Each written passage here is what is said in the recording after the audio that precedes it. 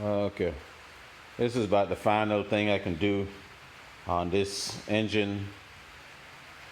Put on the exhaust manifold, the thermostat, and oh yeah, this little grommet here.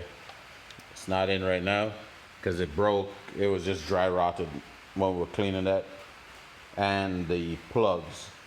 So what I'll do, I'll drop a little bit of oil down in the cylinders, turn the engine a few times, and then put the plugs in so that no more moisture gets in. I'll go ahead and start that. Oh, the exhaust manifold is that supposed to be some stainless steel manifold. It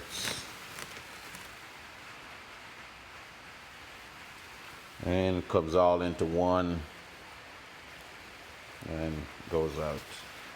They say it has a port for O2 sensor. No, it does not. All right, so I'll go ahead and start putting it together. I forgot to mention it did come with the flanges to lock on the pipe to it and gasket. So I'll go ahead and do that. Okay, on the book tells you nothing what to do with these two pieces. But what I did, I went back and looked at the old exhaust manifold, and this is on first. The gasket is on first, and then that shield is on next over the gasket, and then the exhaust manifold bolts down right there.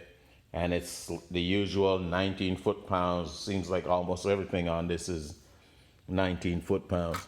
So I'll go ahead and put it on and put some anti-seize over these. They've been brushed up, already cleaned up. So I put anti-seize and then put it down to 19 foot-pounds. Then I can jump over to the thermostat and that grommet.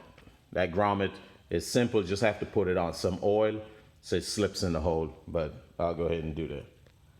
All right, the torque wrench set at 19. This one here, if it was a stock manifold, you wouldn't need anything special. So I got all of these here. Now that one right there, I had to use a crow's foot on it. If you don't know what a crow's foot is, it's one of these. I had to use that on it. The others, I could reach it. These three, no problem. These two, no problem. Just that one was the odd one. So everything is on good. This bracket, I don't need it anymore. It was the support to the regular exhaust, the factory exhaust manifold. And now, see, everything is here. I don't know how close this is going to pass to the transmission, but we'll know if I have to cut it and do anything to it. I'll go ahead now, put on anti-seize on the plugs. I got oil inside there. So I'll do that and then do the other two on the other side. All right, I just went through and checked the gap on all of them. The gap is perfect. This is it here. It's a 2.2 motor. You have two different ones, but the gap is the same on them. There's about everything the gap is the same on. So that gives you to you 0. What is it? Oh, 0.041. All right. So I'll go ahead and put my anti-seize on the threads, only the threads. Try not to get any below the threads. If you get any on this section here, try to clean it up as best as you can. You don't want anything to interfere with it. Just get it on the threads, just in this section here. All right, so I'll go ahead and do that. All right, I got these 3 in. This is how I put on the anti-seize. and then just screw it in by hand, start it by hand, and then drive it in. I'll get the torque specs for that too. Most of the time you just put it till it's snug and then just go like a quarter turn, but I'll give you a specific torque on it. All right, the torque for it, remember it's a 91 2.2, go straight across. Spark plugs 11 to 17, and that's the torque specifications. So 11 to 17, I'll probably do 15. All right, torque everything at 15. Let's see if it'll focus. That's the 15 right there, and 0 right there. So at 15, everything is torqued in there now. So I could jump over to the other side, take you that grommet and the, what is that? Thermostat. And when you're setting it, right here has a number 1. That's what that right is. That's a number 1 right there. So that tells you this is the number 1 plug. So I'll start, time it, and then do this. Since I moved it out of time spinning the engine a while ago. So I'll go ahead now and do the other side. All right, this is the PCV valve grommet. And that's the number, everything. Special order little part. What you got to do is just put a little oil around it and then just slip it in to that spot. Oil won't damage it because it deals with oil all the time. All right. All right, I got the oil on it here. I put oil in the hole also. And then should just slide in. That's it. Now need to put a little more oil on the inside and slide this in there. You can put it in as is, but you don't want to, just in case it cuts it. And all I do is I just put regular old oil.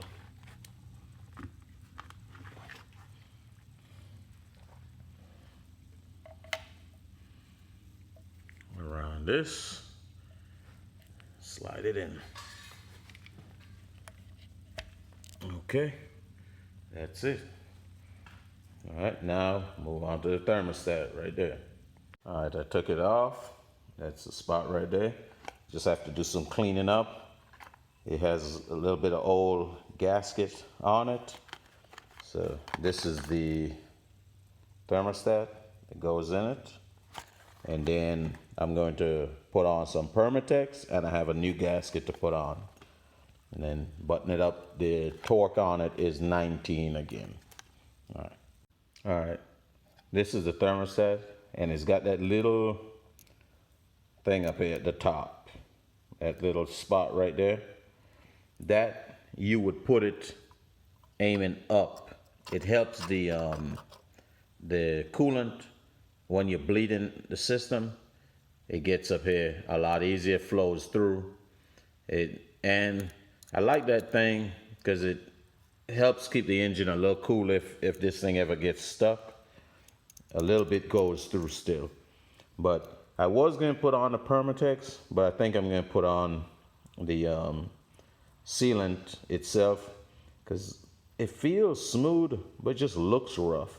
So I'm just going to put a little bead of silicone around and the gasket, everything together. All right. All right, I put a bead of silicone right there. Remember to go around the inside area so it doesn't leak into this section. And I did the same down there. And now I can put the, well, this has to go first, and then the gasket, and then I can sandwich everything together. I'll go ahead and do that. And make sure you don't put too much silicone. You want it to be like that when you put it on. Not a whole lot. Perfect example of too much is this. This was the one that came out. That's a perfect example of too much. So try not to do that. Just a thin little bead around, and that's it. I'll go ahead and button this up. All right, now I got it on. It's not tight, it's just there. I let it sit for about 15 minutes, let it get a little tacky, and then snug it down to the 19 foot-pounds. All right, I tightened it up, 19 foot-pounds. Then don't forget, put your torque wrench back on 0. Always put it back on 0. If you won't be using it for a little while, leave it on 0. So what I'll do is wait for it to fully dry and then just peel off that little excess on the outside. All right. All right. This is the piece. I didn't even notice it was in the box. It has the section for the O2 sensor. Let me see how it fits. Got that piece on it, and got that flange, and then it's got that little piece to bolt in.